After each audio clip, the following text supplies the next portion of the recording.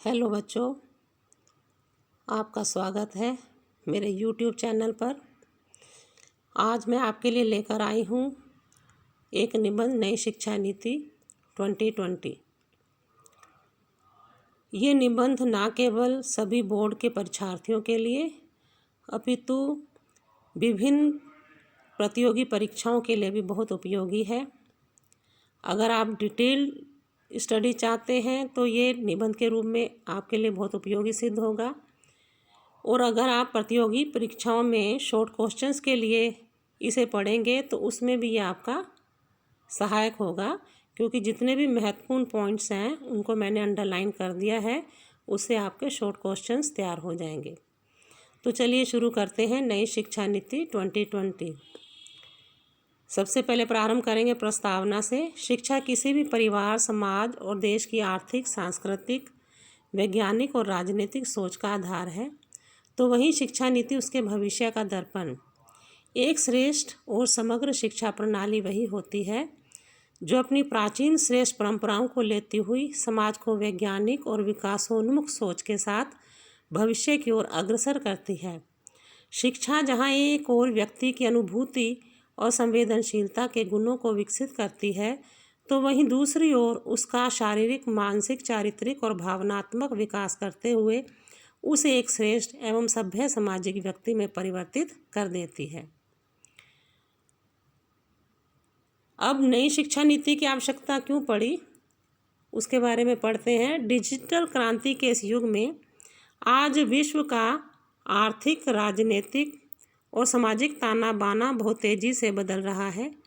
प्राचीन परंपराएं पीछे छूट रही हैं, भारत भी इससे अछूता नहीं है।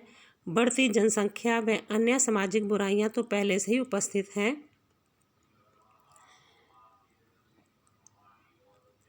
तो वहीं वर्तमान शिक्षा व्यवस्था ने एक ऐसे तोता रटंत शिक्षित वर्ग को तैयार किया है जिनके पास डिग्रियां तो हैं, लेकिन व्यवहारिक और व्यवसायिक ज्ञान कुछ भी नहीं है। अपनी श्रेष्ठ प्राचीन परंपराओं, शिल्पों और हस्तकलाओं को भूलता हुआ, नैतिक मूल्यों से विमुख, शारीरिक और मानसिक रूप से कमज़ोर यह वर्ग सरकारी नौकरियों की ओर देखता है और उनमें स्थान न पाकर कमाई के साधन के अभाव में समाज में अव्यवस्था फैलाने वाले भीड़ तंत्र में परिवर्तित हो जाता है। स्कूल जाते हुए बिलखते बच्चे, बोर्ड परीक्षाओं में आत्महत्या करते बच्चे हमारी शिक्षा व्यवस्था की कमियों के प्रमाण हैं। इन्हीं कमियों को देखते हुए सरकार ने नई शिक्षा नीति की आवश्यकता का अनुभव किया है। अब ये नई शिक्षा नीति NEP क्या है, इसके बारे में पढ़ते हैं। NEP का अर्थ है नेशनल एजुकेशन पॉलिसी, अर्थात राष्ट्रीय शिक्षा नीति। पहली शिक्षा नीति सन 1968 में कोठारी आयोग द्वारा लाई गई थी, जिसमें संपूर्ण भारत में शिक्षा के सभी स्तरों पर कैसे शिक्षा दी जाए इसकी समग्र तस्वीर बनाई गई थी।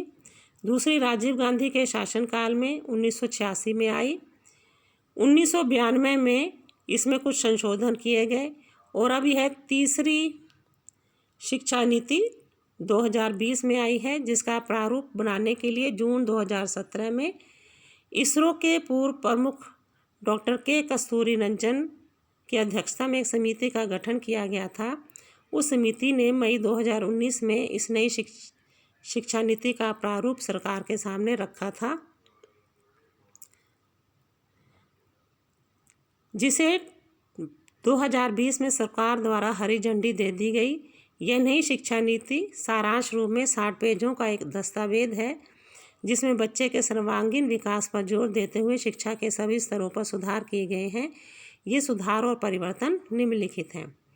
तो अब आप देखिए, इसमें आपके बहुत सारे शॉर्ट क्वेश्चंस तैयार हो गए हैं, आप इनके ऊपर ज़रा ध्यान दें। जैसे NEP, इसका आपसे अर्थ पूछ लिया जाएगा।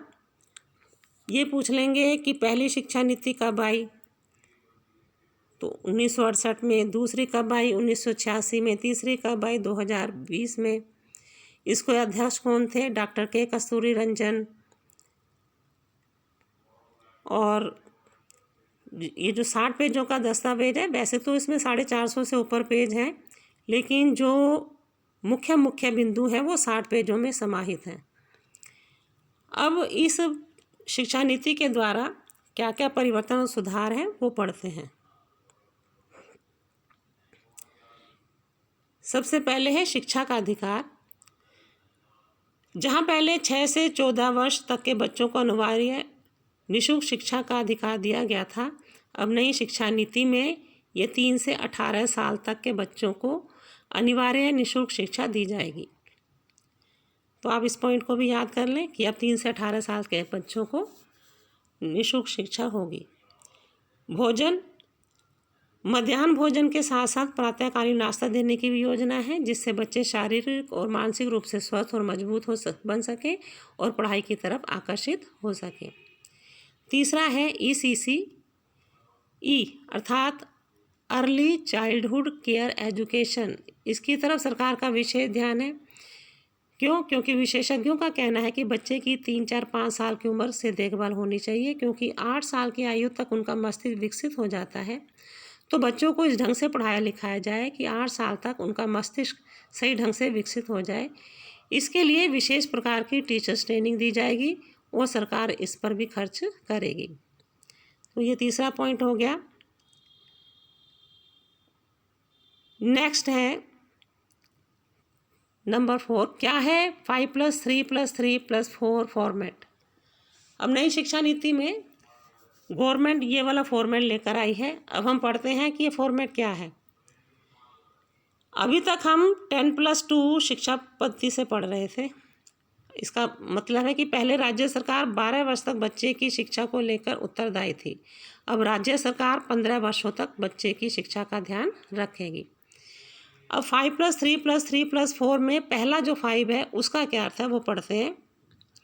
पहले 5 वर्ष फाउंडेशन स्टेज है, जिसमें प्रारंभ के 3 वर्ष प्री प्राइमरी के होंगे, जिसमें बच्चे खेलकूद व अन्य गतिविधियाँ करेंगे जिससे बच्चे स्कूल की तरफ आकर्षित हों, और बाद के 2 साल में पहली और दूसरी कक्षा सम्मिलित होगी। तो 3 साल बच्चा खेलेगा, कूदेगा, अलग अलग एक्टिविटीज़ करेगा, और 3 साल के बाद वो पहली और दूसरी कक्षा में सम्मिलित होगा।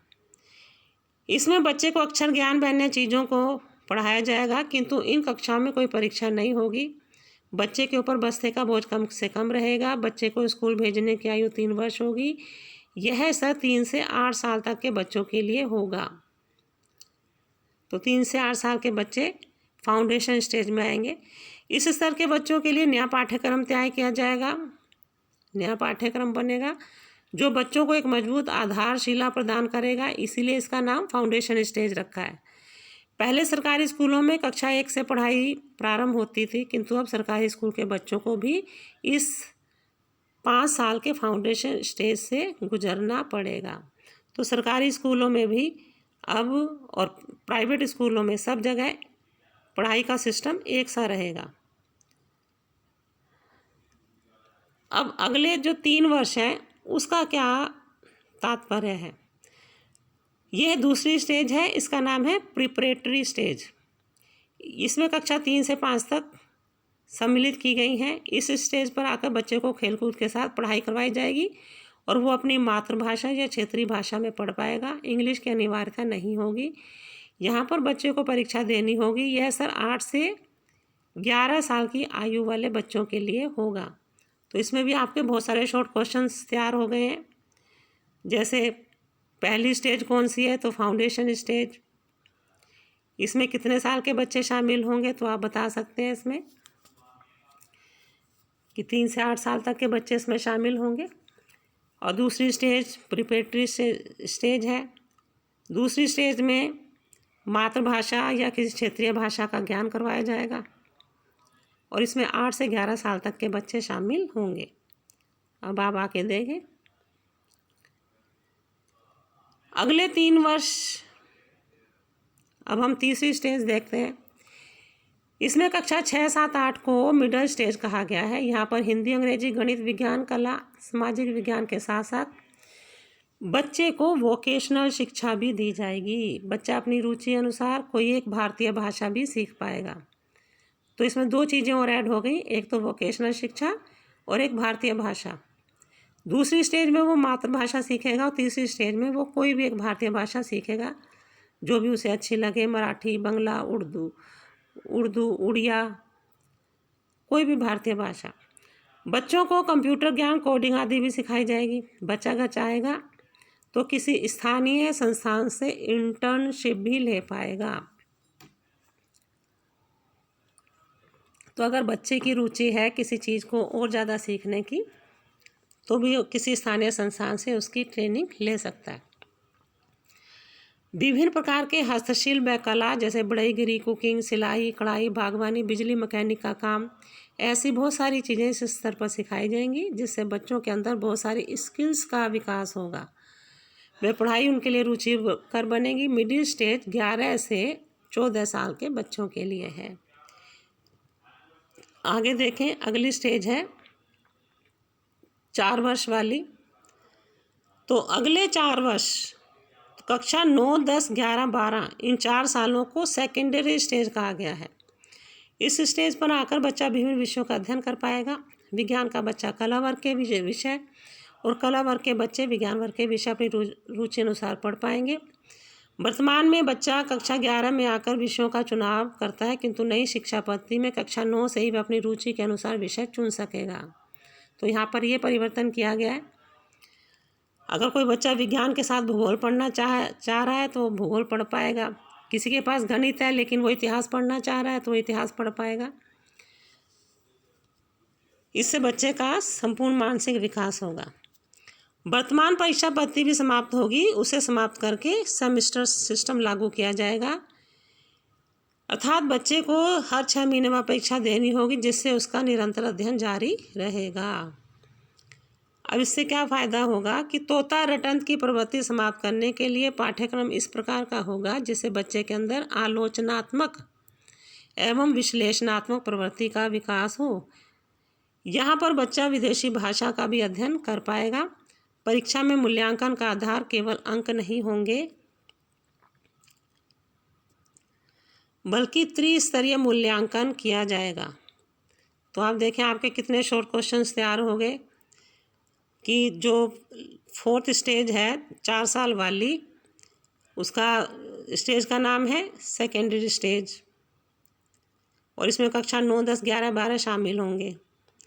अगर आपसे ये पूछ लिया जाए कि इस स्टेज पे पढ़ाई का क्या रिजल्ट आएगा तो आप लिखेंगे कि आलोचनात्मक और विश्लेषणात्मक प्रवृत्ति का विकास होगा बच्चों में। ये पूछा जाएगा कि चौथी स्टेज पर बच्चों को कौन सी भाषा सीखने को मिलेगी, तो आप लिख सकते हैं विदेशी भाषा इस स्टेज पर सीख लेगा। मूल्यांकन का स्तर कैसा होगा, त्रिस्तरीय मूल्यांकन किया जाएगा। अब ये त्रिस्तरीय मूल्यांकन क्या है उसके बारे में हम पढ़ते हैं। त्रिस्तरीय मूल्यांकन में बच्चा खुद, उसके साथी और उसके शिक्षक शामिल होंगे। तो बच्चा स्वयं भी अपने आप को अंक देगा, उसके साथी भी उसे अंक देंगे और शिक्षक के द्वारा भी अंक दिए जाएंगे। इसके बाद है नंबर 5 पॉइंट है उच्चतर शिक्षा अर्थात स्नातक शिक्षा और परास्नातक, ग्रेजुएशन और पोस्ट ग्रेजुएशन। स्नातक स्तर की शिक्षा में मल्टीपल एंट्री और मल्टीपल एग्जिट अर्थात बहुत स्तरीय निकास और बहुत स्तरीय प्रवेश का प्रावधान किया गया है। अब इसका अर्थ क्या है? इसका अर्थ यह है कि यदि कोई बच्चा 1 साल की पढ़ाई करने के बाद कॉलेज छोड़ देता है तो उसके द्वारा की गई 1 साल की पढ़ाई खराब नहीं होगी, वरन उसको 1 साल की पढ़ाई के बाद सर्टिफिकेट दिया जाएगा। मान लो किसी वजह से अगर बच्चा 1 साल के बाद पढ़ाई छोड़ देता है तो वो उसकी 1 साल की पढ़ाई काउंट रहेगी और उसको 1 साल के लिए सर्टिफिकेट देंगे। और अगर वो 2 साल की पढ़ाई करने के बाद छोड़ देता है तो उसे डिप्लोमा दिया जाएगा। 3 साल की पढ़ाई पूरी कर लेता है तो उसे डिग्री दी जाएगी और 4 साल की पढ़ाई अगर करता है तो उसे रिसर्च का प्रमाण पत्र दिया जाएगा। 3 साल की पढ़ाई अगर बच्चा कर लेता है तो वो किसी भी नौकरी के लिए उपयुक्त पात्र माना जाएगा। तो नौकरी के लिए तो 3 साल की डिग्री आवश्यक है, लेकिन अगर वो आगे रिसर्च करना चाहता है, शोध करना चाहता है और पीएचडी करना चाहता है तो 4थे साल के लिए उसको रिसर्च का प्रमाण पत्र दिया जाएगा जो आगे उसका पोस्ट ग्रेजुएशन में काउंट हो जाएगा।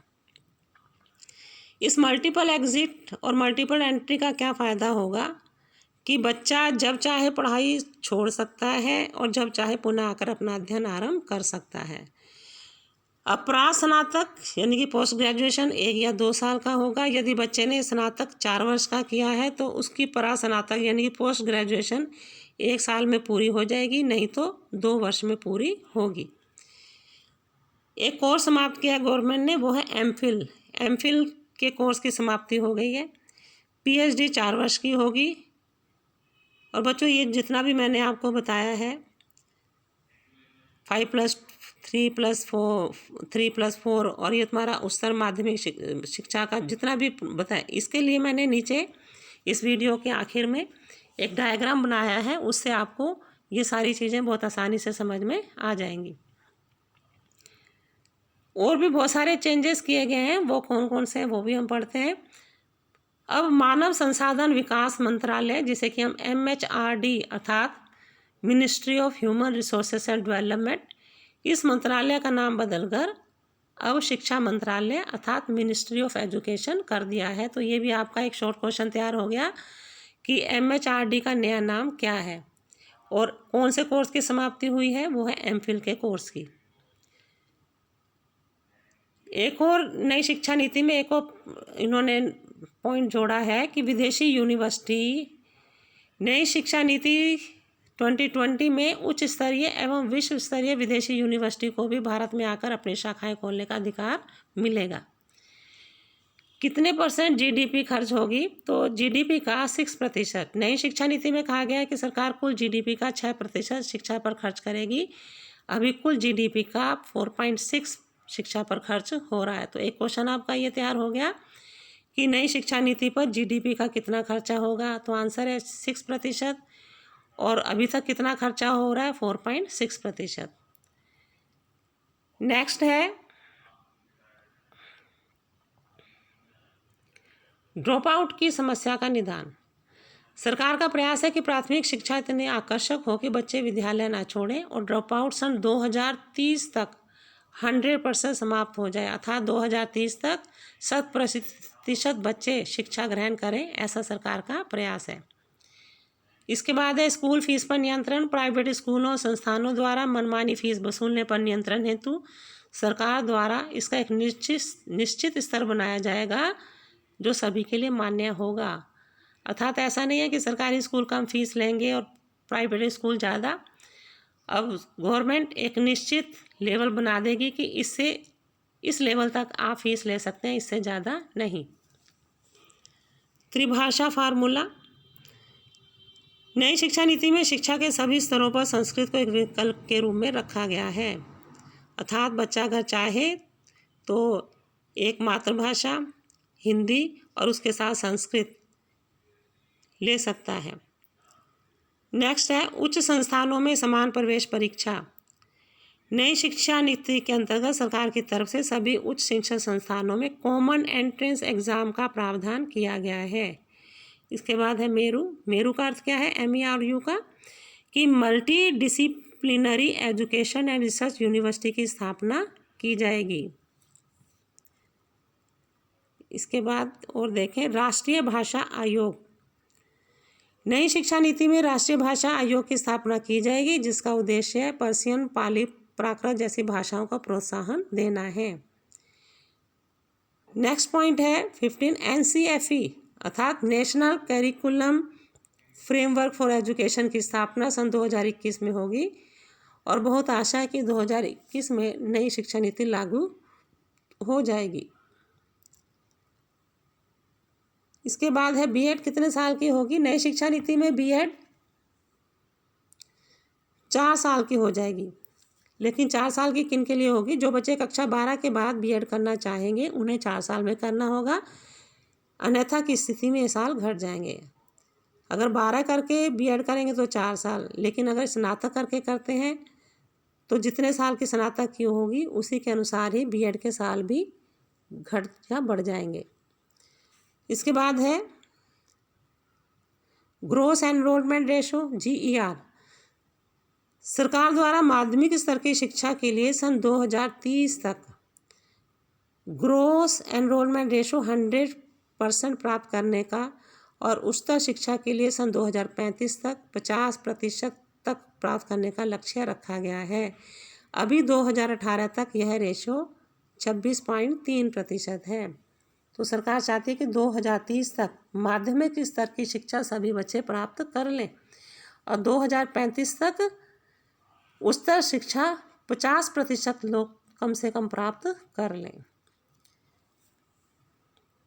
नेक्स्ट है यूजीसी, एनसीटीई, एआईसीटीई, जो विभिन्न विभाग हैं, जो विभिन्न कार्य देखते हैं, इन सबको समाप्त कर दिया जाएगा और इन सबको समाप्त करके एक राष्ट्रीय शिक्षा आयोग की स्थापना की जाएगी, जिसमें प्रत्येक राज्य का एक प्रतिनिधि और 30 शिक्षाविद होंगे। शिक्षा मंत्रालय का मंत्री इसका अध्यक्ष होगा। अब ये हमने विभिन्न पॉइंट्स पढ़ लिए नई शिक्षा नीति के।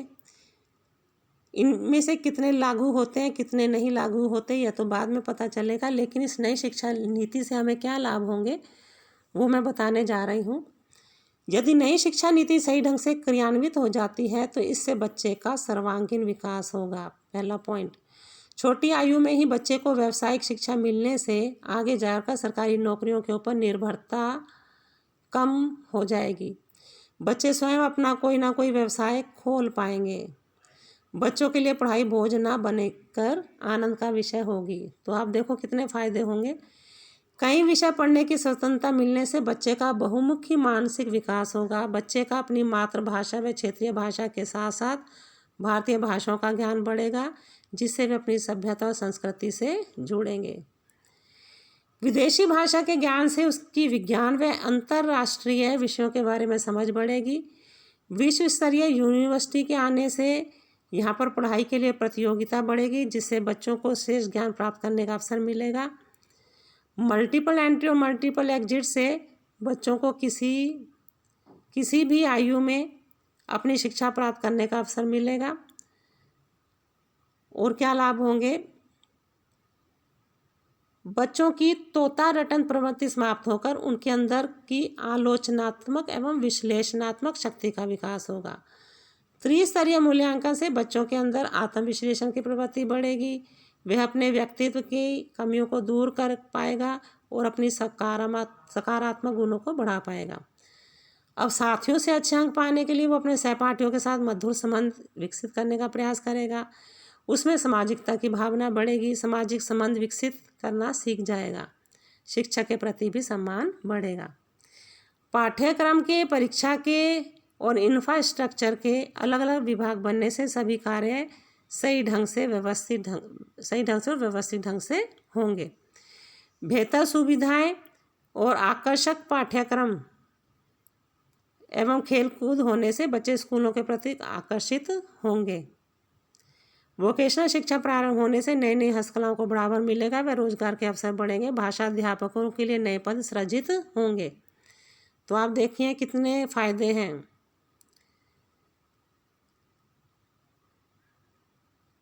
नेक्स्ट है वोकेशनल शिक्षा प्रारंभ होने से नई नई हस्तकलाओं